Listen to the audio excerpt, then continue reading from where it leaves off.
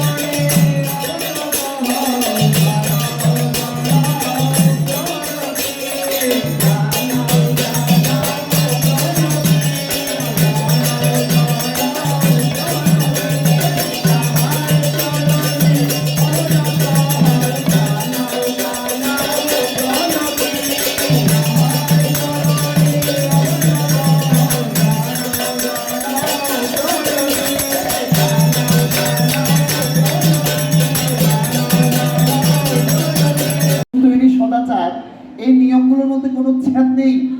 আজকে করেছি তাই কালকে থেকে আর করতে হবে না, এই ধরনের কোনো নিয়ম নেই। নিয়মটা হচ্ছে এই, আমরা প্রতিনিয়ত তাকে ধরে তার কথাগুলো আমাদের চরিত্রের মধ্যে, আমাদের বাস্তব কর্মের মধ্যে আমরা ফুটিয়ে তুলব। আর এইটা হচ্ছে নিরন্তর ভাবে এই যে করা, ওটাই আমাদের গতিপ্রাপ্ত হওয়া, তাকে ধরে তার পথে চলা। এই চলার মনোযুক্তির সহিত পথ গতিসম্পন্ন যারা, তারাই সৎসঙ্গী। এখানে আপনারা যারা আছেন, আপনারা সবাই সৎসঙ্গী বলে একটা উপাধিতে উপাধিস্থ হয়েছেন। দেখুন, ভাবছেন বোধহয় অমুক দাদা আমাকে বলেছে তাই আমি দীক্ষা নিয়েছি। না না, শেষে ঠাকুর বলছে বহু বহু জন্ম সুকৃতি বলে আজকে এই সব নামটা আপনি পেয়েছেন। এই নাম অনেকে পায় না। ঠাকুর বলছেন হোসনা যোগী, হোসনা ধ্যানী, গোসাই গোবিন্দ যায় না হোস, যজন যাজন ইষ্টপ্রীতি না করলে তুই কিছুই নোস। আমরা এখানে অনেকেই আসছি ঠিকই, কিন্তু ওই যে তার গতিপ্রাপ্ত হওয়া, নিরন্তর ভাবে তাকে তার করাগুলো করে যাওয়া, এটা আমাদের অনেকের হয়ে ওঠে না। আমরা এখানে অনেকে আছি হয়তোবা ইষ্টপ্রীতি আজকে করতে ভুলে গেছি, কিংবা করি না, করলেও আমার পরিবারে হয় আমি করেছি থাকে, যদি রুখবে না তাই দুর্গতি, দুর্গতি সব দুর্গ হয়ে আনে জয়ের উন্নতি। আমরা তাকে ধরে তার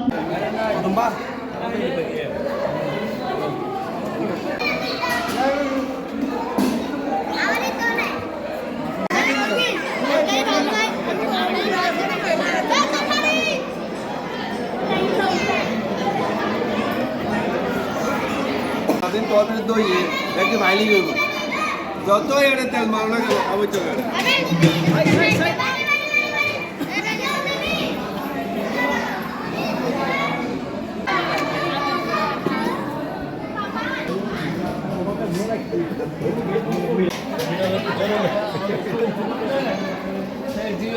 ইন্ডিয়ান ইন্ডিয়ান আর কোন উঠে